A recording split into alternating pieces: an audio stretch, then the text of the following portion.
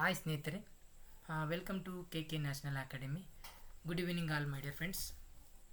ಈ ವಿಡಿಯೋ ಮಾಡಲು ಇಷ್ಟೇ ಒಂದೇ ಕಾರಣ ಏನಂದರೆ, ಅನೇಕ ನಮ್ಮ ಸ್ನೇಹಿತರು ಕಾಲ್ ಮತ್ತು ಮೆಸೇಜ್ ಮೂಲಕ ಒಂದು ಕೆಲವು ಪ್ರಶ್ನೆಗಳು ಗೊಂದಲ ಆಗ್ತಾ ಇದ್ದಾವೆ. ಅದನ್ನು ಸ್ವಲ್ಪ ಕ್ಲಿಯರಾಗಿ ತಿಳಿಸಿ ಅಂತ ಹೇಳಿದರೆ ಸ್ನೇಹಿತರೆ, ಅದಕ್ಕೋಸ್ಕರ ಮಾಡ್ತಾ ಇದ್ದೀನಿ. ಮತ್ತು ಅನೇಕ ರೀತಿಯ ಮೆಸೇಜ್ ಕೂಡ ಮಾಡಿದ್ರಿ. ಕೆಲವು ಸಮಸ್ಯೆಗಳನ್ನು ಕೂಡ ಈ ನೋಟಿಫಿಕೇಶನ್ ಮೂಲಕ ಕ್ರಿಯೇಟ್ ಮಾಡ್ತಾ ಇದ್ದಾರೆ. ಅಂದರೆ ಅಲ್ಲಿ ಇರ್ತಕ್ಕಂಥ ಸಮಸ್ಯೆನೇ ಬೇರೆ. ಕೆಲವು ಯೂಟ್ಯೂಬರ್ಸ್ ಆಗಿರ್ಬೋದು, ಕೆಲವು ಅನಿಮಿತ್ತ ಏನಪ್ಪ ಅಂತಂದರೆ ವ್ಯೂವರ್ಸ್ಗೋಸ್ಕರ ಆಗಿರ್ಬೋದು, ಯಾವುದೇಗೋಸ್ಕರ ಅನಿಮಿತ್ತ ಹೋಗಿ ಸುಮ್ಮನೆ ಅನ್ನೆಸೆಸರಿ ಕೆಲವು ಕ್ವಶನ್ಗಳನ್ನು ಉದ್ಭವ ಮಾಡ್ತಾ ಇದ್ದಾರೆ, ಗೊಂದಲ ಮಾಡ್ತಾ ಇದ್ದಾರೆ. ಅದಕ್ಕೆ ನಾನು ಸ್ವಲ್ಪ ನಿಮ್ಮ ಮುಂದೆ ಎಕ್ಸ್ಪ್ಲೇನ್ ಕೊಟ್ಟು ತೆರೆ ಹೇಳ್ಬೇಕಂತ ಬಂದಿದ್ದೀನಿ ಸ್ನೇಹಿತರೆ. ಓಕೆ, ಇಲ್ಲಿ ಕೆಲವು ಪ್ರಶ್ನೆಗಳು ನಿಮ್ಮ ಮುಂದೆ ಹೇಳ್ತೀನಿ. ಓಕೆ, ಈಗ ಸ್ಟಾರ್ಟ್ ಮಾಡ್ತಾ ಇದ್ದೀನಿ ಸ್ನೇಹಿತರೆ. ಓಕೆ, ಯಾರೆಲ್ಲ ನಮ್ಮ ಚಾನಲನ್ನು ಹೊಸದಾಗಿ ವೀಕ್ಷಣೆ ಮಾಡ್ತಾಯಿದ್ದೀರಿ ಅವರು ಸಬ್ಸ್ಕ್ರೈಬ್ ಆಗಿ, ಇಷ್ಟ ಆದರೆ ಲೈಕ್ ಮಾಡಿ ಮತ್ತು ನಿಮ್ಮ ಸ್ನೇಹಿತರಿಗೂ ಶೇರ್ ಮಾಡಿ. ಕೆಲವು ಕ್ರೈಸ್ ಆಗಿರ್ಬೋದು, ಕೆಲವು ಪ್ರಶ್ನೆ ಪತ್ರಿಕೆಗಳು HSR ಆಗಿರ್ಬೋದು, GPT ಆಗಿರ್ಬೋದು, ಸಿಲೆಬಸ್ ಆಗಿರ್ಬೋದು, ಎಲ್ಲವೂ ನಾನು ಕೆ ನ್ಯಾಷನಲ್ ಅಕಾಡೆಮಿ ನಮ್ಮ ಆ್ಯಪಲ್ಲಿ ನಾನು ಅಪ್ಲೋಡ್ ಮಾಡಿದ್ದೀನಿ ಸ್ನೇಹಿತರೆ. ಅಲ್ಲಿ ನೀವು ಹೋಗಿ ನಮ್ಮ ಆ್ಯಪ್ ಡೌನ್ಲೋಡ್ ಮಾಡೋ ಮೂಲಕ ನೀವು ಎಲ್ಲ ನೋಟ್ಸು ಅಥವಾ ಕ್ವಶನ್ ಪೇಪರ್ ಕೂಡ ನೀವು ಡೌನ್ಲೋಡ್ ಮಾಡ್ಕೋಬೋದು. ಅದೇ ರೀತಿ ಇನ್ನೂ ಹೆಚ್ಚಿನ ಮಾಹಿತಿ ಬೇಕಾದರೆ ನಮ್ಮ ಕೆ ನ್ಯಾಷನಲ್ ಅಕಾಡೆಮಿ ಇದೆಯಲ್ಲ, ಟೆಲಿಗ್ರಾಮ್ ಗ್ರೂಪ್ ಇದೆ, ಅಲ್ಲಿ ಕೂಡ ಜಾಯ್ನ್ ಆಗ್ಬೋದು ಸ್ನೇಹಿತರೆ. ಓಕೆ, ಇಲ್ಲಿ ಪ್ರಶ್ನೆ ಏನಂದರೆ, ಕೆಲವರ ಪ್ರಶ್ನೆ ಸುಮ್ಮನೆ ಕ್ರಿಯೇಟ್ ಮಾಡ್ತಾ ಇದ್ದಾರೆ. ಅದು ಏನು ಅಂತಂದಾಗ, ಇದು ನಮ್ಗೆ ಗೊತ್ತಿದೆ, ಇದರ ನೇಮಕ ಮಾಡ್ತಾ ಇದ್ದಾರೆ ಅಂತ ಗೊತ್ತು. ಓಕೆನಾ? ಅದು ಪೇಪರ್ 1 ಮತ್ತು ಪೇಪರ್ 2 ಕ್ಲಿಯರಾಗಿ ಹೇಳಿದ್ದಾರೆ ಸ್ನೇಹಿತರೆ. ಏನಪ್ಪ ಅಂತಂದಾಗ ಇಲ್ಲಿ ಸಮಸ್ಯೆ ಮಾಡ್ಕೋಬೇಡ್ರಿ, ಗೊಂದಲ ಆಗಬೇಡ್ರಿ. ಒಂದು ಕ್ಲಿಯರಾಗಿ ನಾನು ನಿಮಗೆ ಕೊಟ್ಬಿಡ್ತೀನಿ. ಓಕೆನಾ? ಕ್ಲಾರಿಟಿ ಕೊಟ್ಬಿಡ್ತೀನಿ. ಪೇಪರ್ 1 ಏನು ಕೇಳಿದ್ದಾರೆ, ಅವರು GK ಕೇಳಿದ್ದಾರೆ. ಅಲ್ಲಿ ಏನೆಲ್ಲ ಇರುತ್ತೆ ಅಂತೇಳಿ ನಿಮಗೆ ಕ್ಲಿಯರಾಗಿ ಕೊಟ್ಟಿದ್ದಾರೆ. ಅದು ಎಕ್ಸ್ಪ್ಲೇನ್ ಮಾಡ್ತಾ ಹೋಗ್ತೀನಿ ಸ್ನೇಹಿತರೆ. ಪೇಪರ್ 1ಗೆ ನಿಮಗೆ 100 ಮಾರ್ಕ್ಸ್ ಕೊಟ್ಟಿದ್ದಾರೆ ಸ್ನೇಹಿತರೆ. ಪೇಪರ್ 2ಗೆ ಕೂಡ ಸ್ಪೆಸಿಫಿಕ್ ಪೇಪರ್ ಇರುತ್ತೆ ಅಂತ ಹೇಳಿದ್ದಾರೆ. ಸಬ್ಜೆಕ್ಟ್ ವಿಷಯವಾರು ಒಂದು ನಿರ್ದಿಷ್ಟ ಪತ್ರಿಕೆ ಅಂತ ಕ್ಲಿಯರಾಗಿ ಹೇಳಿದ್ದಾರೆ ಸ್ನೇಹಿತರೆ ಅವರು. ಅದು ಕೂಡ ನಿಮ್ಗೆ ಏನು ಹೇಳಿದ್ದಾರೆ, 100 ಮಾರ್ಕ್ಸ್ ಅಂತ ಹೇಳಿದ್ದಾರೆ. ಕ್ಲಿಯರಾಗಿ ಹೇಳ್ತಾ ಇದ್ದೀನಿ ಸ್ನೇಹಿತರೆ. 100 ಮಾರ್ಕ್ಸ್ ಟೋಟಲು 200 ಮಾರ್ಕ್ಸ್. ಇದು ಇದವರು ಮಾಡ್ತಕ್ಕಂಥ ಒಂದು ಸಿಲೆಬಸ್. ಲಾಸ್ಟ್ ಇಯರು KPS ಮಾಡಿದ್ರು ಸ್ನೇಹಿತರೆ. KPS ಮಾಡಿದ್ರಲ್ಲ, ಇದು ಏನಿತ್ತು ಅಂತಂದಾಗ same as it Yesu paper 1 ಮತ್ತು ಪೇಪರ್ 2 ಇತ್ತು. ಇಲ್ಲಿ ಏನಾಯ್ತು ಅಂತಂದಾಗ ಪೇಪರ್ 1 100 ಕ್ವಶನ್ಸ್ ಇದ್ದವು, 200 ಮಾರ್ಕ್ಸ್ ಇದ್ದವು ಸ್ನೇಹಿತರೆ. ಇಲ್ಲಿ 100 ಕ್ವಶನ್ಸ್ ಇತ್ತು, 200 ಮಾರ್ಕ್ಸ್ ಇತ್ತು. ಇಲ್ಲಿ ಡಿಫ್ರೆನ್ಸ್ ಏನು, ಇವೆರಡರ ಮಧ್ಯೆ ಸ್ವಲ್ಪ ವ್ಯತ್ಯಾಸ ಏನು ಅಂತ ಹೇಳ್ತಿದ್ರೆ, ಇವರು 100 ಕ್ವಶನ್ಸು 100 ಮಾರ್ಕ್ಸ್ ಇದ್ದಾರೆ. ಇಲ್ಲಿ 100 question to 100 marks, totally 200 marks. ಇವ್ರದ್ದು ಟೋಟಲಿ 400 ಮಾರ್ಕ್ಸ್ ಇತ್ತು.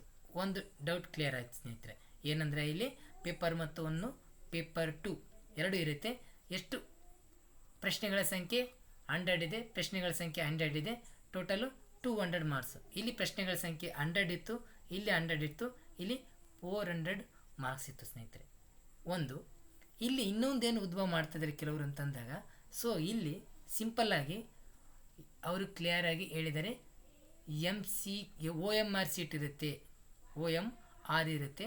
OMR ಮೂಲಕ ನಾವು ಎಕ್ಸಾಮ್ ನಡೆಸ್ತೀವಿ ಅಂತ ಹೇಳಿದ್ದಾರೆ. ಅದು ಲಿಖಿತ ಪರೀಕ್ಷೆ. ಓಕೆ, ಲಿಖಿತ ಪರೀಕ್ಷೆ ತಾನೆ. OMR ಸೀಟ್ ಮೆನ್ಷನ್ ಮಾಡಿದ್ದಾರೆ ಕ್ಲಿಯರಾಗಿ ಅವರು. OMR ಅಂತಂದರೆ MCQ ಅಂತಲೇ ಅರ್ಥ ಸ್ನೇಹಿತರೆ, ಗೊಂದಲ ಆಗಬೇಡ್ರಿ. ಕೆಲವರು ಹೇಳ್ತಾ ಇದ್ದಾರೆ OMR ಅಂದರೆ MCQ ಅಂತಲೇ ಅರ್ಥ. ಇಲ್ಲಿ 2 ಪೇಪರ್ ಕೂಡ MCQನೇ ಇರ್ತವೆ, ಯಾವುದೇ ರೀತಿಯ ಬರವಣಿಗೆ ಇರುವುದಿಲ್ಲ, ನೆನಪಿರಲಿ. HSRಗೆ ಏನಾದರೂ ಡಿಸ್ಕ್ರಿಪ್ಟಿವ್ ತರ್ತೀವಿ, GPSRಗೆ ತರ್ತೀವಿ, PSRಗೆ ತರ್ತೀವಿ ಅಂತ ಹೇಳಿದ್ದು ನಿಜ. ಆದರೆ ಇಲ್ಲಿ ಕ್ರೈಸ್ ಡಿಪಾರ್ಟ್ಮೆಂಟಿಗೆ ಸಂಬಂಧಿಸಿದಂತೆ ಯಾವುದೇ ರೀತಿಯ ಬರವಣಿಗೆ ಇಲ್ಲ ಸ್ನೇಹಿತರೆ. ಕ್ಲಿಯರ್ ಇರಲಿ, ಬರವಣಿಗೆ ಮಾತ್ರ ಇಲ್ಲ. ಸೊ ಇನ್ನೊಂದು, ಇವರು ಎಕ್ಸಾಮ್ ಯಾವಾಗ ನಡೆಸ್ತಾರೆ, ಅವರು ಡೇಟ್ ಕ್ಲಿಯರಾಗಿ ಹೇಳ್ತೀವಂತ ಹೇಳಿದ್ದಾರೆ. ಇನ್ನು 3ನೇದು 4ನೇದು ಏನು ಸ್ನೇಹಿತರೆ, ನಿರ್ದಿಷ್ಟ ಪತ್ರಿಕೆಯನ್ನು ಪ್ರಕಟಿಸಿದ್ದೇವೆ ಅಂತ ಹೇಳಿದ್ದಾರೆ. ಸೊ ಇನ್ನು 2 ಡೇಸಲ್ಲಿ ಅವ್ರು ಏನು ಮಾಡ್ತಾರೆ, ವೆಬ್ಸೈಟಲ್ಲಿ ಬಿಡ್ತಾರೆ. ಕ್ಲಿಯರ್ ಆಗಿರಲಿ, 2 ಡೇಸಲ್ಲಿ 2 ದಿನಗಳಲ್ಲಿ ವೆಬ್ಸೈಟಲ್ಲಿ ಅಪ್ಲೋಡ್ ಮಾಡ್ತಾರೆ ನಿರ್ದಿಷ್ಟ 2ನೇ ಪ್ರಶ್ನೆ ಪತ್ರಿಕೆ. ಆಲ್ರೆಡಿ ನಿಮಗೆ ಗ್ರೂಪಲ್ಲಿ ಎಲ್ಲದರಲ್ಲಿ ಶೇರ್ ಮಾಡಿದ್ದೀನಿ. ಅದೇ ರೀತಿ ನಮ್ಮ ಕೆ ನ್ಯಾಷನಲ್ ಅಕಾಡೆಮಿ ಇದು ಆ್ಯಪಲ್ಲಿ ಕೂಡ ನಾನು ಏನು ಮಾಡಿದ್ದೀನಿ, ಸಿಲೆಬಸನ್ನು ಅಪ್ಲೋಡ್ ಮಾಡಿದ್ದೀನಿ. ಏನಂತಂದರೆ ಕ್ಲಿಯರಾಗಿ ಹೇಳಿದ್ದೀನಿ, ಹೋಲ್ಡ್ ಸಿಲೆಬಸ್ಸು. ಲಾಸ್ಟ್ ಟೈಮ್ ಹೇಳಿದರು ಎಷ್ಟೋ ಜನ ಏನಂದರೆ ನಿರ್ದಿಷ್ಟ ಪೇಪರ್ ಇಲ್ಲ, only communication paper and GK paper ಇರುತ್ತೆ ಅಂತ ನಾನು ಹೇಳಿದೆ. ಕಂಪಲ್ಸರಿ ನಿರ್ದಿಷ್ಟ ಪೇಪರು ವಿಷಯವಾರು ಶಿಕ್ಷಕರಿಗೆ ಇದ್ದೇ ಇರುತ್ತೆ ಅಂತ ಹೇಳಿದೆ. ನಿರ್ದಿಷ್ಟ ಪೇಪರ್ ಕಂಪಲ್ಸರಿ ಇರುತ್ತೆ, ಅದು ನಾನು ನಿಮಗೆ ಹೇಳಿದ್ದೀನಿ. ಓಲ್ಡನ್ನು ಶೇರ್ ಮಾಡಿದ್ದೀನಿ, ಬಟ್ ಅಲ್ಪ ಸ್ವಲ್ಪ ಬದಲಾವಣೆ ಆಗ್ಬೋದು ಸ್ನೇಹಿತರೆ. ನಿರ್ದಿಷ್ಟ ಪೇಪರಲ್ಲಿ ಆ್ಯಸ್ ಇಟ್ ಈಸ್ ಓಲ್ಡ್ ನೇಮಕಾತಿ ಪ್ರಕಾರನೇ ನೇಮಕಾತಿ ಮಾಡ್ತಾರೆ, ಯಾವುದೇ ಕಾರಣಕ್ಕೂ ಬದಲಾವಣೆ ಇಲ್ಲ. ಓಕೆನಾ ಸ್ನೇಹಿತರೆ. ಇನ್ನೊಂದು MCQ ಆಗುತ್ತೆ ಅಂತ ಹೇಳಿದೆ. ನಿರ್ದಿಷ್ಟ ಪೇಪರ್ದು ಸಿಲೆಬಸ್ ಬಿಡ್ತಾರೆ, ನಾಳೆ ಅಥವಾ ನಾಡ್ದು ಕಂಪಲ್ಸರಿ ಬಿಡ್ತಾರೆ. ನಿಮ್ಮ ಅಪ್ಲಿಕೇಶನ್ ಪ್ರಾರಂಭ ಆಗ್ತಿರೋದು 15ನೇ ತಾರೀಕಿಂದ ಅಪ್ಲಿಕೇಶನ್ ಪ್ರಾರಂಭವಾಗುತ್ತೆ ಒಂದು ಸ್ನೇಹಿತರೆ. ಇನ್ನೊಂದು ರೋಸ್ಟರ್ ಬಿಂದು ಏನಾಗಿದೆ ಅಂದರೆ ಅವೈಜ್ಞಾನಿಕವಾಗಿದೆ ಅಂತ ಅನೇಕ ರೀತಿಯ ಅಭ್ಯರ್ಥಿಗಳು ನನಗೆ ಮೆಸೇಜ್ ಮಾಡಿದರು. ಎಸ್, ಕೆಲವು ಸಂದರ್ಭದಲ್ಲಿ ಆಲ್ರೆಡಿ ಲಾಸ್ಟ್ ಇಯರಲ್ಲಿ ಏನಾದರೂ ರೋಸ್ಟರ್ ಬಿಂದು ಹೆಚ್ಚಿನ ಆದ್ಯತೆ ಪುರುಷರಿಗೆ ಕೊಟ್ಟಿದ್ದರೆ ಈ ಸರಿ ಏನು ಮಾಡಿದ್ದಾರೆ, ಮಹಿಳೆಯರಿಗೆ ಕೊಟ್ಟಿದ್ದಾರೆ. ಏನು ಮಾಡಿದ್ದಾರೆ, ಮಹಿಳೆಯರಿಗೆ ಕೊಟ್ಟಿದ್ದಾರೆ. ಅದೊಂದು ನೆನಪಿರಲಿ ಸ್ನೇಹಿತರೆ. ಇನ್ನೊಂದು ನೇಮಕಾತಿ ವಿಧಾನ ಏನು ಮಾಡ್ತಾರೆ ಅಂದರೆ ಇಲ್ಲಿ ಯಾವುದೇ ರೀತಿಯ ಬ್ಯಾಕಪ್ ಸ್ಕೋರ್ ಇಲ್ಲ. ನೆನಪಿರಲಿ, ಬ್ಯಾಕಪ್ ಸ್ಕೋರ್ನ ಇಲ್ಲ, ರಿಮೂವ್ ಮಾಡಿದ್ದಾರೆ. ಯಾವುದೇ ರೀತಿಯ ಬ್ಯಾಕಪ್ ಸ್ಕೋರ್ ಇಲ್ಲ.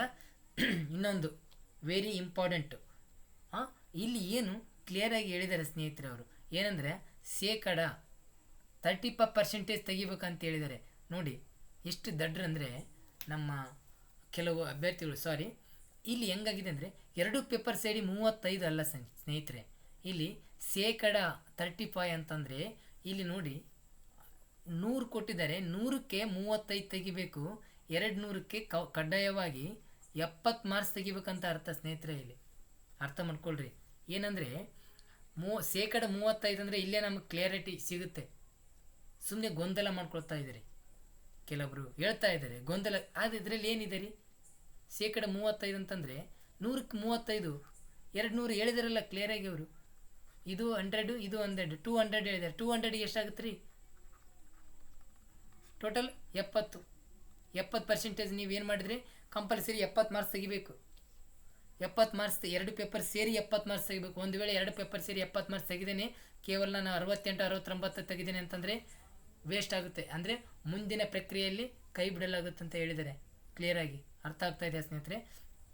ಇಲ್ಲಿ 2 ಪೇಪರ್ ಸೇರಿ ಅಂತ ಹೇಳಿದ್ದಾರೆ ಕ್ಲಿಯರಾಗಿ ಅವರು.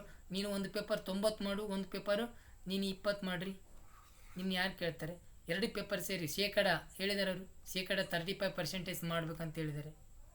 Don't worry, 200 marks, 200 questions, 200 marks ಇದೆ. 200 ಮಾರ್ಕ್ಸಿಗೆ ಎಷ್ಟು ತೆಗಿಬೇಕ್ರಿ, 100ಕ್ಕೆ 35 ಆದರೆ 70 ತಾನೆ. ಇಷ್ಟು ತೆಗೆದ್ರೆ ನೀವು ಸಾಕು. ಏನು ಸಾಕು ಅಂತಲ್ಲ, ಇಷ್ಟು ತೆಗೆದ್ರೆ ನೀವು qualified, eligible. But cut off ಎಷ್ಟಕ್ಕೆ ನಿಂದಿರುತ್ತೆ ಗೊತ್ತಿಲ್ಲ. ಅದು ಡಿಪೆಂಡ್ ಅಪಾನ್ ಏನಾಗುತ್ತೆ ಅಂತಂದಾಗ ಮೆಂಬರ್ಸ್ ಯಾವ ರೀತಿ ಟಾಲೆಂಟ್ ಮೇಲೆ ನಿಂದಿರುತ್ತೆ. ಎಕ್ಸಾಮ್ ಯಾವ ರೀತಿ ಯಾವ ರೀತಿ ಬರೆದಿರ್ತಾರಲ್ಲ, ನಿಮ್ಮ ಟಾಲೆಂಟ್ ಮೇಲೆ ನಿಲ್ಲುತ್ತೆ. ಅರ್ಥ ಮಾಡ್ಕೊಳ್ಳಿ. ಒಂದು ವೇಳೆ ಅಭ್ಯರ್ಥಿಗಳು ಸಿಕ್ಕಿಲ್ಲಪ್ಪ ಅಂತಂದಾಗ, ಸೊ 1000 ಜನ ಬರೆದಿದ್ದೀವಿ, ಅಲ್ಲಿ ಇರ್ದಾವೆ 100 ಜನ, ಸಾರಿ 100 ಪೋಸ್ಟ್ ಇದ್ದಾವೆ, 10,000 ಜನ ಬರೆದಿದ್ರು ಅಂದ್ಕೊಳ್ರಿ. ಅಲ್ಲಿ ಏನಾಗಿದೆ ಅಂದರೆ ಒಂದು 80 ಜನ, 80% ಜನ. ಒಂದು ಸೆಕೆಂಡು, ಕೆಲವು ಅಭ್ಯರ್ಥಿಗಳು ಕ್ವಶನ್ ಮಾಡಿದ್ದಕ್ಕೆ ನಾನೀಗ ಕ್ಲಿಯರಾಗಿ ಹೇಳಕತ್ತಿದ್ದೀನಿ ಸ್ನೇಹಿತರೆ. ಇಲ್ಲಿ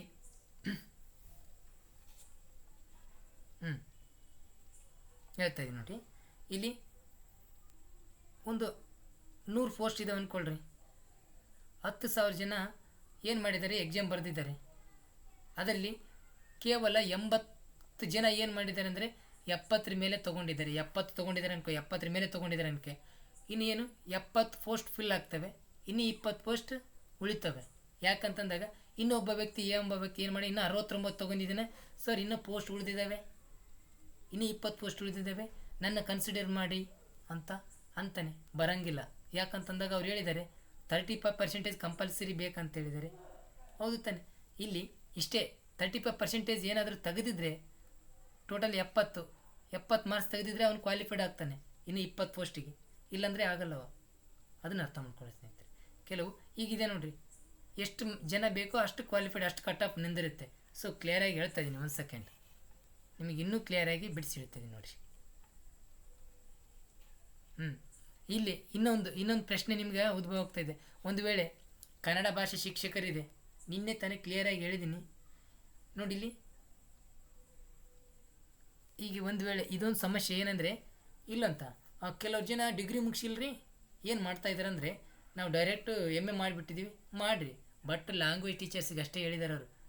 ಅಭ್ಯರ್ಥಿ ಸ್ನಾತಕ ಪದವಿ ಅಂದರೆ ಡಿಗ್ರಿಯಲ್ಲಿ ಏನಾದರೂ ಕಡ್ಡಾಯ ಮಾಡಿಲ್ಲ ಅಂದರೆ ಅವ್ರು ಏನು ಹೇಳ್ಯಾರ ಅಂತಂದಾಗ MAಯಲ್ಲಿ PGಯಲ್ಲಿ ಏನು ಮಾಡಬೇಕು, ಕಡ್ಡಾಯ ಆಪ್ಷನಲ್ ಇಂಗ್ಲೀಷ್ ತೊಗೊಂಡಿದ್ದರೆ ಮಾತ್ರ ಎಲಿಜಿಬಲ್ ಅಂತ ಹೇಳಿದ್ದಾರೆ. ಹೌದಾ? ಲ್ಯಾಂಗ್ವೇಜಲ್ಲಿ ಒಬ್ಬರು ಏನೋ ಹಿಸ್ಟ್ರಿ ತೊಗೊಂಡಿದ್ದಾರೆ, ಇಲ್ಲಿ ಯಾವುದೇ ಡಿಗ್ರಿ ಇಲ್ಲಿಲ್ಲ, ಅವ್ರು ಎಲಿಜಿಬಲ್ ಇಲ್ಲ ರೀ. ಹಂಗೆ ಬರೋಂಗಿಲ್ಲ ಅದು. ಅಲ್ಲಿ ಏನು ರೂಲ್ಸ್ ಇರುತ್ತೆ ಅದನ್ನೇ ಮಾಡಬೇಕಾಗತ್ತೆ ಸ್ನೇಹಿತರೆ. ಸುಮ್ಮನೆ ಯಾವುದೋ ಒಂದು ತೊಗೊಂಬಂದು ಯಾರೋ ಹೇಳಿದ್ರು ಅಂತ ಹೇಳ್ಬಿಟ್ಟು ಸುಮ್ಮನೆ ನೀವು ಕನ್ಫ್ಯೂಸ್ ಆಗೋದಲ್ಲ. ಇನ್ನೊಂದು ಕ್ಲಿಯರಾಗಿ ಕೊಟ್ಟಿದ್ದಾರೆ ಅವರು. ಗಣಿತದ್ದು ಸಮಸ್ಯೆ ಇದೆ, ಏನು ಸಮಸ್ಯೆ ಇಲ್ಲ, ನಾಳೆ ಪ್ರಸನ್ನ ಸರ್ ಅವರು ಸ್ವಲ್ಪ ಅದ್ರ ಬಗ್ಗೆ ಇನ್ಫಾರ್ಮೇಷನ್ ಕೊಡ್ತೀನಿ ಅನ್ನೋ ಮಾತಾಡಿದ್ದಾರೆ, ನೋಡೋಣ. ಇನ್ನೊಂದು ವಿಶೇಷ ಸೋಷಿಯಲ್ ಸೈನ್ಸು ಸಮಾಜ ಶಿಕ್ಷಕರು ಕೇಳಿದ್ದಾರೆ, ಸಮಾಜ ವಿಜ್ಞಾನ ಶಿಕ್ಷಕರು ಅವ್ರು ಕ್ಲಿಯರಾಗಿ ಹೇಳಿದ್ದಾರೆ. ಅಲ್ಲಿ ಯಾವ ಭಾಷೆ ನೀವು ಏನು ಮಾಡ್ತೀರಿ, ಟೀಚಿಂಗ್ ಮಾಡ್ತೀರಿ ಅಂತ ಕೇಳಿದ್ದಾರೆ ಕ್ಲಿಯರಾಗಿ. ನೋಡಿ, ಸಮಾಜ ವಿಜ್ಞಾನ ಶಿಕ್ಷಕರ ಹುದ್ದೆಗೆ ಅರ್ಜಿ ಸಲ್ಲಿಸುವ ಅಭ್ಯರ್ಥಿಗಳು ಪದವಿಯಲ್ಲಿ ಆಂಗ್ಲ ಮಾಧ್ಯಮದಲ್ಲಿ ವ್ಯಾಸಂಗ ಮಾಡಿರಬೇಕು. ಪದವಿಯನ್ನು ಆಂಗ್ಲ ಮಾಧ್ಯಮದಲ್ಲಿ ವ್ಯಾಸಂಗ ಮಾಡಿರುವ ಬಗ್ಗೆ ಸಂಬಂಧಪಟ್ಟ ವಿಶ್ವವಿದ್ಯಾಲಯ ರಿಜಿಸ್ಟ್ರೇಷನ್ ಅವರಿಂದ ನೋಡಿ ಅವ್ರು ಕ್ಲಿಯರಾಗಿ ಹೇಳಿದ್ದಾರೆ. ವಸತಿ ಶಾಲೆಗಳ ಆಂಗ್ಲ ಮಾಧ್ಯಮದಲ್ಲಿ ನಡೆಯುವುದರಿಂದ ಅಲ್ಲಿ ಯಾವ ಮೀಡಿಯಮ್ ಇದೆ, ಇಂಗ್ಲೀಷ್ ಮೀಡಿಯಮೋ ಅಥವಾ ಕನ್ನಡ ಮೀಡಿಯಮೋ ಕ್ಲಿಯರಾಗಿ ಕೊಟ್ಟಿದ್ದಾರೆ. ಕನ್ನಡ ಮೀಡಿಯಮ್ ಇಂಗ್ಲೀಷ್ ಮೀಡಿಯಮ್ ಆಗುತ್ತಲ್ಲ, ಯಾವುದಿರುತ್ತೆ ಅದನ್ನು ಮಾತ್ರ ಅವರು ಕನ್ಸಿಡರ್ ಮಾಡ್ತಾ ಇದ್ದಾರೆ. ಓಕೆನಾ?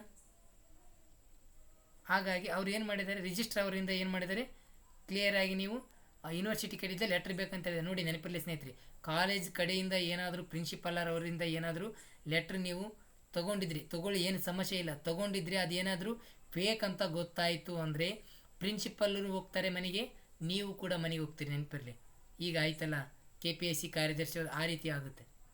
ಅದಕ್ಕೆ ಕ್ಲಿಯರಾಗಿ ರಿಜಿಸ್ಟ್ರ್ ಅವರ ಕಡೆಯಿಂದ ತೊಗೊಳ್ರಿ, ಅಲ್ಲಿ ವೆರಿಫಿಕೇಷನ್ ಆಗುತ್ತೆ. ಅದು ರೂಲ್ಸ್ ಪ್ರಕಾರನೇ ವೆರಿಫಿಕೇಷನ್ ಮಾಡ್ತಾರೆ. ಅಲ್ಲಿ ಒರಿಜಿನಲ್ ಮಾರ್ಕ್ಸ್ ಕೂಡ ವೆರಿಫಿಕೇಷನ್ ಮಾಡಿಬಿಟ್ಟು ನಿಮಗೊಂದು ದೃಢೀಕರಣ ಸರ್ಟಿಫಿಕೇಟ್ ಕೊಡ್ತಾರೆ, ಅದನ್ನು ತೊಗೊಳ್ರಿ. ಸ್ಟಡಿ ಸರ್ಟಿಫಿಕೇಟ್ ಅಂತೇಳಿ ಕೊಡ್ತಾರೆ. ಅದಿತ್ತಂದರೆ ನೀವು ಏನಾಗ್ತೀರಂದರೆ ಕ್ವಾಲಿಫೈಡ್ ಆಗ್ತೀರಿ. ಇಲ್ಲಾಂದರೆ ಲಾಸ್ಟ್ ಟೈಮ್ ಎಷ್ಟೋ ಜನ ಬರೆದ್ರು, ವೆರಿಫಿಕೇಷನ್ದಾಗ ರಿಪೀಟ್ ಬಂದರು, ಮನೆಗೆ ಬಂದರು, ಆದರೆ ಇನ್ನೂ ಪೋಸ್ಟ್ ಕೂಡ ಉಳಿದವು. ಆ ರೀತಿ ಮಾಡ್ಕೋಬೇಡ್ರಿ. ಆಯಿತು, ಅದನ್ನು ಆಯಿತು. ಇನ್ನೊಂದು ಪ್ರಶ್ನೆ ಏನಪ್ಪ ಇವರಿಗೆ ಅಂತಂದಾಗ ಹೇಳ್ತೀನಿ ಸ್ನೇಹಿತರೆ. ನೋಡಿ, ಕೆಲವರಿಗೆ ಇನ್ನೊಂದು ಗೊಂದಲ. ಏನು ಗೊಂದಲ ಅಂದರೆ CTET ಆಗಿರ್ಬೇಕಂತೆ. ಏನು ರೀ CTET? ಅವ್ರು ಹೇಳಿದರೆ ಪೇಪರ್ 2 CTET ಅನ್ನಾಗಲಿ ಅಥವಾ ಕೇಂದ್ರೀಯ ಮಾಧ್ಯಮಿಕ ಶಿಕ್ಷಣ ಮಂಡಳಿ ನಡೆಸುವ ನೋಡಿ CSE ಅವ್ರು ನಡೆಸತಕ್ಕಂಥದ್ದು ನಮ್ಮ ಕರ್ನಾಟಕ ಟೆಟ್, ಎರಡರಲ್ಲಿ ಒಂದು ಪಾಸ್ ಆಗಿದ್ದರೆ ಸಾಕು, ಯಾವುದಾದ್ರೂ ಒಂದಾಗಿರ್ಬೋದು. ಓಕೆನಾ? ಅಲ್ಲೇನು ಸಮಸ್ಯೆ ಇಲ್ಲ. CTET ಮತ್ತು ಟೆಟ್ಟಿಗೂ ಎರಡರಲ್ಲಿ ಯಾವುದಾದ್ರೂ ಒಂದಾಗಿದ್ದರೆ ನೀವು ಎಲಿಜಿಬಲ್ ಆಗ್ತೀರಿ, ಕ್ವಾಲಿಫೈಡ್ ಇದ್ದೀರಿ. ಓಕೆನಾ? ನೆಕ್ಸ್ಟು ಇನ್ನೊಂದು ಇದೆ, ನಿಮಗೆ ಕ್ಲಿಯರಾಗಿ ಹೇಳ್ತೀನಿ. ಓಕೆ, ಡೇಟ್ ನೋಡಿರಿ, ಸ್ಟಾರ್ಟಿಂಗು ಎಂಡಿಂಗ್ ಡೇಟ್ ಇದೆ, ಪೇಮೆಂಟ್ ಲಾಸ್ಟ್ ಡೇಟ್ ಇದೆ. ಅದಾದ ನಂತರ ಇನ್ನು ಏನಪ್ಪ, ಇನ್ನೊಂದು ಪ್ರಶ್ನೆ ಏನಂದರೆ, ನಾವು 4th ಸೆಮ್ ಇದ್ವಿ ಸರ್, ನಮ್ಗೆ ಆ ಅವಕಾಶ ಕೊಡಿಸ್ರಿ. ಹೆಂಗೆ ಬರುತ್ತೆ ರೀ ಕೊಡ್ಸೋಕ್ಕೆ? 4th ಸೆಮ್ ಇದ್ರಿ ನೀವು, B.Ed 4th ಸೆಮ್ ಇದ್ರಿ, ವೇಟಿಂಗ್ ಫಾರ್ ರಿಸಲ್ಟ್. ರಿಸಲ್ಟ್ ಏನಾಗುತ್ತೆ ಅಂತ ಯಾರಿಗೆ ಗೊತ್ತು? ರಿಸಲ್ಟ್ ಎಲ್ಲ ಕ್ಲಿಯರ್ ಆಗಿರಬೇಕು ಸ್ನೇಹಿತರೆ. ಇನ್ನೊಂದು, ರಿಸಲ್ಟ್ ಎಲ್ಲ ನಿಮ್ಮ ಕೈಯಲ್ಲೇ ಮಾರ್ಕ್ಸ್ ಕಾರ್ಡ್ ಇರಬೇಕು, ಆಗಿದ್ದಾಗ ಮಾತ್ರ ಅವಕಾಶ ಇದೆ. ಓಕೆನಾ? ಅದೊಂದು. ನೆಕ್ಸ್ಟು, ಅದೇನು ಶುಲ್ಕದ್ದೇನು ಅವಶ್ಯಕತೆ ಇಲ್ಲ. ಇನ್ನೊಂದು, ಒಂದಕ್ಕಿಂತ ಹೆಚ್ಚು ಅಭ್ಯರ್ಥಿಗಳು ಒಂದು ಹುದ್ದೆಗಳು ಸೇರಿಸಬೇಕಂದ್ರೆ 100 ರೂಪೀಸ್ ಎಕ್ಸ್ಟ್ರಾ ಇದೆ, ಅದೇನು ಸಮಸ್ಯೆ ಇಲ್ಲ, ಅದರದ್ದೇನಿಲ್ಲ. ಇದು ನಿಮಗೆ ಬಂದಿರತಕ್ಕಂಥ ಸಮಸ್ಯೆ. ನೋಡಿ ಇಲ್ಲಿ ಹೇಳ್ತಾ ಇದ್ದೀನಿ, ಸ್ಪರ್ಧಾತ್ಮಕ ಪರೀಕ್ಷೆಯ ವಿಧಾನ ಏನಿದೆ, ಮೇಲ್ಕಂಡ ಹುದ್ದೆಗೆ ಸ್ಪರ್ಧಾತ್ಮಕ ಪರೀಕ್ಷೆಯನ್ನು ಆಫ್ಲೈನ್ OMR ಅಂತ ಹೇಳಿದ್ದಾರೆ ಕ್ಲಿಯರಾಗಿ. OMR ಅಂದರೆ ಏನು ರೀ? ಡಿಸ್ಕ್ರಿಪ್ಟಿವಾ? MCQ ರೀ. MCQ ಲಿಖಿತ ಪರೀಕ್ಷೆಯನ್ನು ರಾಜ್ಯದ ಆಯ್ದ ಜಿಲ್ಲೆಗಳ ನೋಡಿ, ಲಿಖಿತ ಪರೀಕ್ಷೆ ಅಂದರೆ ಬರವಣಿಗೆ ಅಂತ ಅನ್ಕೊಂಬಿಡೋದು. ಅವ್ರು ಕ್ಲಿಯರಾಗಿ ಮೇಲೆ ಮೆನ್ಷನ್ ಮಾಡಿದಾರಲ್ರಿ. ಡೌಟ್ ಎದಕ್ಕೆ ಬರಬೇಕು ನಿಮಗೆ? ಲಿಖಿತ ಪರೀಕ್ಷೆ ಅಂದರೆ ಆಯ್ತು ಬರವಣಿಗೆ, ಡಿಸ್ಕ್ರಿಪ್ಟಿವು. ಸೊ ಇದೆಲ್ಲ ತಪ್ಪು ಕಲ್ಪನೆ.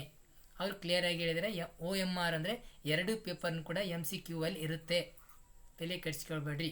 ಒಂದು, ಅವ್ರು ಇನ್ನೊಂದು ಹೇಳಿದಾರೆ, ರಾಜ್ಯದ ಜಿಲ್ಲಾ ಕೇಂದ್ರಗಳಲ್ಲಿ ನಡೆಸಲಾಗುವುದು. ನೋಡಿ, ಲಿಖಿತ ಪರೀಕ್ಷೆ ರಾಜ್ಯದ ಆಯ್ದ ಜಿಲ್ಲೆಯಲ್ಲಿ ನಡೆಸ್ತಾರಂತೆ. ಅವರೇ ತಾವಾಗೆ ಸೆಲೆಕ್ಟ್ ಮಾಡಿರ್ತಾರೆ. ಹಾಂ, ನಿಮಗೊಂದು ವೇಳೆ ಅವರು ಎಕ್ಸಾಮ್ ಸೆಂಟ್ರ್ ಕೊಡ್ಬೋದು, ಕೊಡದೆ ಇರ್ಬೋದು. ಅವರೇ ಏನು ಮಾಡ್ತಾರೆ ಅಂದರೆ ರ್ಯಾಂಡಮ್ ಮೂಲಕ ಆಯ್ಕೆ ಮಾಡ್ತಾರೆ. ನಿಮಗೆ ಎಕ್ಸಾಮ್ ಅಪ್ಲಿಕೇಶನ್ ಹಾಕುವಾಗ ಎಕ್ಸಾಮ್ ಸೆಂಟ್ರ್ ಆಪ್ಷನ್ಸ್ ಕೊಡ್ಬೋದು, ಕೊಡದೇ ಇರ್ಬೋದು ಅಷ್ಟೇ. ಮತ್ತು ಅದಕ್ಕೂ ಗಾಬರಿ ಆಗಬೇಡಿ, ಅದು ಗೊಂದಲ ಮಾಡ್ಕೋಬೇಡಿ. ಎಕ್ಸಾಮ್ ಸೆಂಟ್ರ್ ಕೊಟ್ಟಿಲ್ಲ ಅಂತ ಸಮಸ್ಯೆ ಇಲ್ಲ, ಅವರೇ ಅಲರ್ಟ್ ಮಾಡ್ತಾರೆ ಎಕ್ಸಾಮ್ ಸೆಂಟ್ರ್. ಇನ್ನೊಂದು, ಕಡ್ಡಾಯ ಭಾಷಾ ಪರೀಕ್ಷೆ ಎಲ್ಲರೂ ಬರೀಬೇಕಾ? ನೋ ಸ್ನೇಹಿತರೆ. SSLCಯಲ್ಲಿ ಲ್ಯಾಂಗ್ವೇಜ್ ಫಸ್ಟ್ ಮತ್ತು ಸೆಕೆಂಡ್ ಯಾರು ಲ್ಯಾಂಗ್ವೇಜ್ ತೊಗೊಂಡಿರ್ತಾರಲ್ಲ, ಕಡ್ಡಾಯ ಕನ್ನಡ ಸಬ್ಜೆಕ್ಟು, ಅವ್ರು ಬರೆಯೋ ಅವಶ್ಯಕತೆ ಇಲ್ಲ. ಅದೇ ರೀತಿಯಾಗಿ ಮತ್ತು ಆಲ್ರೆಡಿ ಏನಪ್ಪ ಅಂತಂದರೆ ಯಾವುದೇ ಒಂದು ಪ್ರಾಧಿಕಾರದಿಂದ ಕಡ್ಡಾಯ ಕನ್ನಡ ಎಕ್ಸಾಮ್ ಪಾಸ್ ಆಗಿರ್ತಾರಲ್ಲ, ಅವರು ಬರೆಯೋ ಅವಶ್ಯಕತೆ ಇಲ್ಲ. ಅದೊಂದು ತಿಳ್ಕೊಳ್ರಿ ಸ್ನೇಹಿತರೆ. ಮತ್ತೇನು ಡೌಟ್ಸ್ ಇದ್ದರೆ ನೀವು ಕಾಮೆಂಟ್ಸ್ ಮಾಡಿ, ನಾನು ಹಾಕ್ತೀನಿ. ಇಲ್ಲಿ ನೋಡಿ ಕೊಟ್ಟಿದ್ದಾರೆ ಸಿಲೆಬಸ್, ಕೆಲವು ಚೇಂಜ್ ಮಾಡಿದ್ದಾರೆ. ಏನು ಚೇಂಜ್ ಮಾಡಿದ್ದಾರೆ ಅಂದರೆ ಆಲ್ಮೋಸ್ಟ್ VA ಏನಿದೆ ಅದನ್ನು ಕೂಡ ಇಲ್ಲಿ ಇಟ್ಟಿದ್ದಾರೆ. ಅಲ್ಲಿ ಏನು ಅದೇನು ದೊಡ್ಡ ವಿಷಯ ಏನಿಲ್ಲಲ್ಲ ನೋಡಿರಿ. ಒಟ್ಟು ಪ್ರಶ್ನೆಗಳ ಸಂಖ್ಯೆ ಹೇಳಿದೆ 100 ಇದೆ, ಅಂಕಗಳ ಸಂಖ್ಯೆ 100. ಇವು 100ಕ್ಕೆ ಏನು ಮಾಡಬೇಕು? 35% ತೆಗಿಬೇಕು ಅಷ್ಟೇ. 35 ಕಡ್ಡಾಯ ತೆಗಿಬೇಕಂತ ಹೇಳಿದರೆ ಇಲ್ಲಿ 100 ಇದೆ. ಏನಿದೆ? ನಿರ್ದಿಷ್ಟ ಪೇಪರ್, ಇದಕ್ಕೂ 35% ತೆಗಿಬೇಕು. ಅಂದರೆ ಅದಕ್ಕಾದ್ರೆ ಹೆಚ್ಚು ತೆಗೀರಿ, ಇದಕ್ಕಾದ್ರೆ ಹೆಚ್ಚು, ಅದಕ್ಕೆ ಇಷ್ಟು ಇದಕ್ಕೆ ಇಷ್ಟು ಅಂತಿಲ್ಲ. ಅದನ್ನು ಹೇಳ್ತೀನಿ ಸ್ನೇಹಿತರೆ. ಹಾಂ, ಇಲ್ಲಿ ನೋಡಿರಿ, ಸ್ಪರ್ಧಾತ್ಮಕ ಪರೀಕ್ಷೆಯಲ್ಲಿ ನೋಡಿ ಹೇಳ್ತಾ ಇದ್ದಾರೆ, ಅಭ್ಯರ್ಥಿಯು ಅರ್ಹತೆಗಾಗಿ ಕನಿಷ್ಠ 35% ಅಂಕಗಳನ್ನು ಗಳಿಸುವುದು ಕಡ್ಡಾಯವಾಗಿರುತ್ತದೆ. ಶೇಕಡ ಅಂದ್ರೆ ಏನು ರೀ? 100 ಅಂತ ಅರ್ಥ ಆಗಲ್ವಾ? ಕೆಲವು ಯಾರೋ ಹೇಳ್ಬಿಡ್ತಾರೆ, ಅದನ್ನು ನೋಡಿ ಕಾಲ್ ಮಾಡೋದು, ಮೆಸೇಜ್ ಮಾಡೋದು. ಓಕೆನಾ? ನೋಡಿ ಇಲ್ಲಿ ಶೇಕಡ 35 ಅಂತಂದರೆ 200 ಅಂಕಗಳಿದ್ದಾವೆ, 200 ಮಾರ್ಕ್ಸ್ ಇದೆ. 235 ತೆಗಿರಿ 70 ಆಗುತ್ತೆ. ಇಲ್ಲಿ 70 ಮಾರ್ಕ್ಸ್ ಕಡ್ಡಾಯವಾಗಿರುತ್ತೆ. ಓಕೆನಾ? ಇನ್ನೊಂದು ಇಲ್ಲಿ ಕ್ಲಿಯರ್ ಆಗಿದ್ದೀನಿ, ನೆಗೆಟಿವ್ ಮಾರ್ಕ್ಸ್ ಇರುತ್ತೆ. ಅಂದರೆ 4 ತಪ್ಪಾದರೆ 1 ಮಾರ್ಕ್ಸ್ ಕಟ್ ಆಗುತ್ತೆ ನಿಮ್ಮದು. ಹಾಂ, ಇಲ್ಲಿ ಏನು ಮಾಡ್ತಾ ಇದ್ದಾರೆ ಅಂದರೆ MCQ ಅಲ್ಲಿ 4 ಆಪ್ಷನ್ಸು ನಿಮಗೆ ಆನ್ಸರ್ ಬರೀಲಿಕ್ಕಿರುತ್ತೆ. ಒಂದು ಆಪ್ಷನ್ಸ್ ಆನ್ಸರ್ ಬರೆದಿಲ್ಲ ಅಂದರೆ ಹಾಕಿ ಬರೋಕ್ಕಿರುತ್ತೆ. ಇದು ಎಕ್ಸ್ಟ್ರಾ ಇರುತ್ತೆ 5ನೇ ಆಪ್ಷನ್ಸ್. ಒಂದು ವೇಳೆ ಇವು 4 ಹಾಕಿಲ್ಲ ಅಂದರೆ ಇದ್ರ ಕಡ್ಡಾಯವಾಗಿ ಹಾಕಬೇಕು. ಒಂದು ವೇಳೆ ಇವು 5 ಬಿಟ್ಟು ಬಂದೆ ಅಂದರೆ ನಿಂದು 0.25 ಮಾರ್ಕ್ಸ್ ಕಟ್ ಆಗುತ್ತೆ. ಇಲ್ಲಿ ಕೂಡ ನೆಗೆಟಿವ್ ಇದೆ. ಓಕೆನಾ? ಇದನ್ನು ಕ್ಲಿಯರಾಗಿ ಅರ್ಥ ಮಾಡ್ಕೊಳ್ಳಿ ಸ್ನೇಹಿತರೆ. ಇಷ್ಟು ನಾನು ಇದನ್ನು ನಿಮಗೆ ಡೌಟ್ಸ್ ಕ್ಲಿಯರ್ ಆಯ್ತು ಅಂತ ಅಂದ್ಕೊಂಡಿದ್ದೀನಿ ಸ್ನೇಹಿತರೆ. ಯಾವುದೇ ಕಾರಣಕ್ಕೂ ಯಾರು ಫೇಕ್ ಸರ್ಟಿಫಿಕೇಟ್ ಆಗಿರ್ಬೋದು, ಯಾಕಂದರೆ ಇತ್ತೀಚಿನ ದಿನಗಳಲ್ಲಿ ಅತಿ ಹೆಚ್ಚಿನ ಮಟ್ಟದಲ್ಲಿ ಏನು ಮಾಡ್ತಾ ಇದ್ದಾರೆ ಅಂದರೆ ತನಿಖೆ ಮಾಡ್ತಾಯಿದ್ದಾರೆ. ಒಂದು ಏನಾದರೂ ಕ್ಲೂ ಗೊತ್ತಾಯ್ತಂದರೆ ನಿಮ್ಮ ಜೀವನವೇ ನೀವು ಹಾಳು ಮಾಡ್ಕೊಳ್ತಾ ಇದ್ರಿ ಸ್ನೇಹಿತರೆ. ಯಾವುದಕ್ಕೆ ಒಂದು ದಾರಿ ಮಾಡಿಕೊಡದೆ ನಿಮ್ಮ ಅಭ್ಯಾಸ ನಿರಂತರವಾಗಿರಲಿ ಅಂತ ಹೇಳ್ತಾ ನಾನು ಇಲ್ಲಿಗೆ ಒಂದು ಸ್ವಲ್ಪ ಡೌಟ್ ಕ್ಲಿಯರ್ ಆಯ್ತು ಅಂತ ಅಂದ್ಕೊಂಡಿದ್ದೀನಿ. ನೋಡೋಣ, ಇನ್ನೂ ಏನಾರ ಡೌಟ್ಸ್ ಇದ್ದರೆ ನನಗೆ ಮೆಸೇಜ್ ಹಾಕಿ, ಕಾಮೆಂಟ್ಸ್ ಮಾಡಿ, ಅದಕ್ಕೆ ರಿಪ್ಲೈ ಉತ್ತರ ಕೊಡ್ತೀನಿ.